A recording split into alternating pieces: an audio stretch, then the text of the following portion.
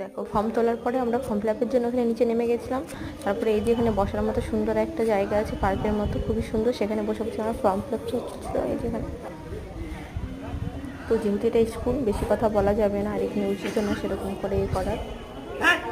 তো এই যে যতটা পাচ্ছি সম্ভব ততটা তোমাদের দেখানোর চেষ্টা করছি।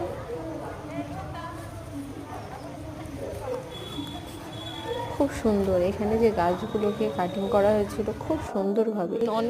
এই যে আমার পুচ্চু বাচ্চা খুব এক্সাইটেড যে স্কুলে যদি চান্স পাই তো আসবো। এই যে এদিকে ওর পাপা ফর্ম ফিল আপ করছে আর ওর সাইডে দাঁড়িয়ে আছে। এই যে